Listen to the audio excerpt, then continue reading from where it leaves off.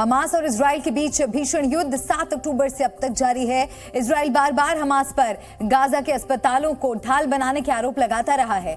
आज इजरायली सेना ने एक ऐसा खौफनाक सबूत भी दुनिया के सामने रखा है जिसमें अस्पतालों के भीतर बंधकों को बुरी तरह से ले जाया जा रहा है। इस बीच चीन में मुस्लिम देश गाजा जंग को लेकर मंथन कर रहे हैं।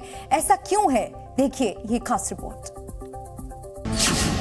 हमास का टॉर्चर रूम, गाजा का अस्पताल, बंधकों पर अत्याचार, अस्पताल में दिखे जल्लाद। गाजा जंग जैसे जैसे भीषण होती जा रही है, दुनिया के सामने इजरायली सेना हमास के आतंक से जुड़े नए खुलासे रखती जा रही है। 7 अक्टूबर को हमास के आतंकियों ने जब कई लोगों को बंधक बनाकर ले जाना, तब अलग अलग जगहों पर इन्हें छिपाने के लिए भी पहले से तैयारी की गई थी। इन तस्वीरों में साफ देखा जा सकता है कि एक बंधक लहूलुहान है, उसे जबरन स्ट्रेचर पर लाया जा रहा है, जबकि एक बंधक को घसीटते हुए अस्पताल के एक वार्ड में शिफ्ट किया गया है। इस नए वीडियो से इजराइल के दावों की पुष्टि होती है कि जिसमें इजराइल लगातार बता रहा है कि हमास अस्पतालों को अपनी ढाल बनाकर आतंक फैलाता है। Hamas was hiding and murdering our hostages in Shifa Hospital. Hamas was building terror tunnels underneath Shifa Hospital. By now, the truth is clear. Hamas wages war from hospitals, wages terror from hospitals. Everyone who cares about the future of humanity must condemn Hamas. 7 अक्टूबर के बाद से Hamas के आतंकियों को इन्हीं अस्पतालों के आसपास इजराइल की सेना घेराबंदी कर मार गिरा रही है। हमास के कई कमांडर इजराइल के हमलों में मारे जा चुके हैं। इजराइल ने अस्पताल के नीचे एक टनल का फुटेज भी जारी किया है। ये टनल 55 मीटर की बताई गई है। हालांकि इजराइल ने टनल के अंदर का हिस्सा नहीं दिखाया है। आपको बता दें कि गाजा में अब तक 11,500 लोग मारे जा चुके हैं, जबकि 2,700 लोग लापता हैं। इजराइल में भी 1,200 लोग मारे गए थे, जबकि 240 से ज्यादा लोग बंधक हैं।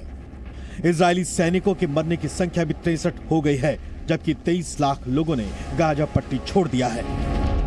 दूसरी ओर शिफा अस्पताल को इजराइल की सेना ने अपने कब्जे में लिया हुआ है ताकि आतंकियों को देखते ही मार गिराया जा सके। इस बीच अस्पताल में 6 नवजात बच्चों की मौत का दावा किया गया है। تم اللي هو وفاتهم بسبب تلوث الماء التي كان من الصعب الحصول عليه لتحضير الحليب، وجميع الحالات هم يعانون من تسمم جرثومي وهو وضعهم الصحي في خطر، ونحن الآن تم نقلهم طبعا من خلال 6 أيام। इजरायली सेना ग्राउंड ऑपरेशन के वीडियो लगातार जारी कर रही है, जबकि हमास ने जिन लोगों को बंधक बनाया है उन्हें छुड़ाने के लिए डील फाइनल दौर में पहुंचती दिख रही है। डील के मुताबिक 50 बंधकों की रिहाई के बदले 5 दिनों के युद्ध विराम पर बात चल रही है। हालांकि अभी तक समझौते का कोई फाइनल ड्राफ्ट तैयार नहीं हुआ है। इजराइल सार्वजनिक रूप से बंधकों की रिहाई की मांग भी कर रहा है। हैरानी की बात यह है कि कई मुस्लिम देश गाजा जंग पर महामंथन करने उस देश पहुंचे हैं जो जंग के लिए आग में घी डालने के लिए बदनाम है। फिलिस्तीन अथॉरिटी के आला अफसर और 4 मुस्लिम देशों के विदेश मंत्री सोमवार को चीन पहुंचे हैं। इन देशों को उम्मीद है कि जिस तरह सऊदी और ईरान की दोस्ती चीन ने करवाई, गाजा जंग में भी कुछ यही हो सकता है।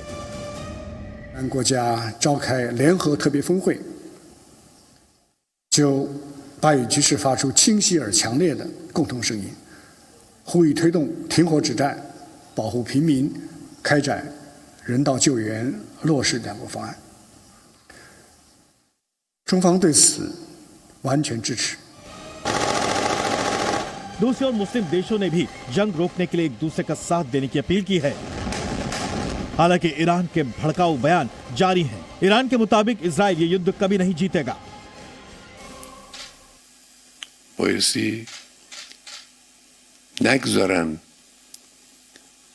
که نفت و انرژی و چه و کالا و امثال اینا نباید بگذارن وارد رژیم صهیونیستی.